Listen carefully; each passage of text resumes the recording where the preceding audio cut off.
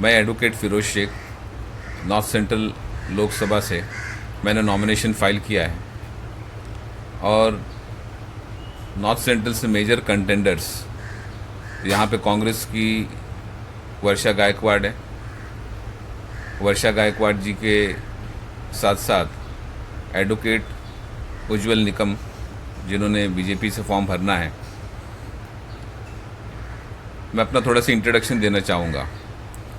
मैं supreme court में as a council काफ़ी सालों से प्रैक्टिस कर रहा हूँ। बाय प्रोफेशन मैं एडवोकेट हूँ 23 साल से और मैंने बहुत सारे PILs Bombay high court, supreme court में लोगों के हित के लिए फ़ाइल किए हैं। मैं बताना चाहूँगा कि अगर आपने देखा होगा कि जो इंडिया गठबंधन है, महाराष्ट्र में 48 सीट्स हैं। 48 सीट्स में से एक भी माइनॉरिटीज़ का रिप्रेजेंटेशन इन्होंने नहीं दिया है।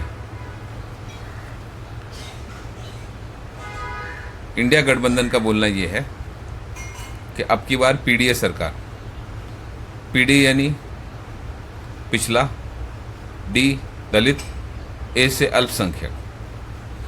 जहाँ तक अल्पसंख्यक का सवाल है, PDA में अल्पसंख्यक लोग, हमारे जैसे जो लोग हैं, वो आखिर में हैं।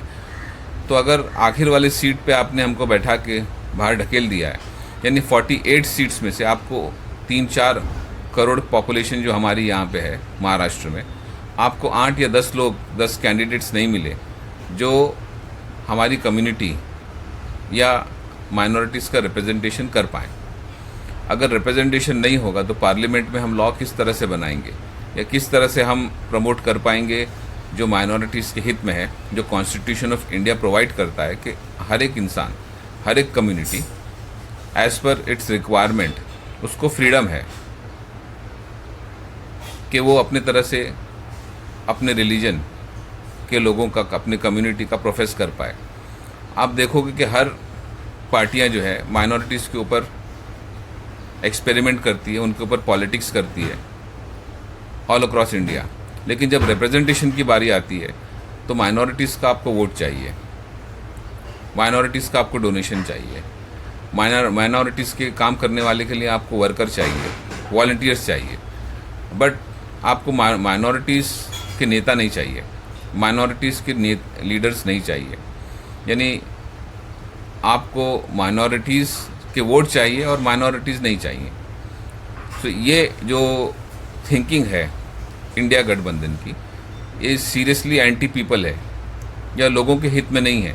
आप एक सेक्शन को बढ़ा रहे हो और एक सेक्शन को आप प्रमोट करने की सोच भी नहीं रहे हो। और जहाँ पे हम इक्वालिटी की बात करते हैं और इस वक्त का जो अब की बार PDA सरकार है, तो PDA में सिर्फ PD सरकार है, A यहाँ पे कहीं पे रिफ्लेक्ट नहीं करता महाराष्ट्र में पूरे 48 सीट्स में। तो इस वक्त जो चुनाव है, मैं ये रिक्वेस्ट करूँगा कि बहुत सारे लोग जो ये वीडियो मेरा देख रहे हैं, इसके ऊपर आप सीरियसली सोचिए। यहाँ पे कुछ लोग कहते हैं कि BJP को हराना है तो कांग्रेस को वोट देना पड़ेगा। कुछ लोग कहते हैं कि BJP को हराना है तो शिवसेना को वोट देना पड़ेगा।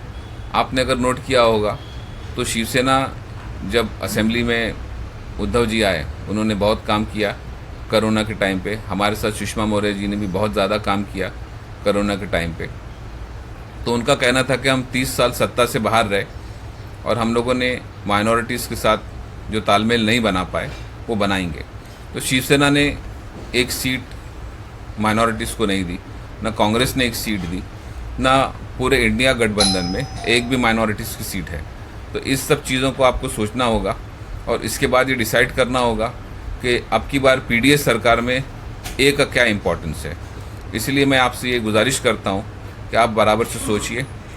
हम जैसे या मेरे जैसे पढ़े लिखे कैंडिडेट्स को आप गौर में ध्यान में रखिए और वोट दीजिए। Thank you.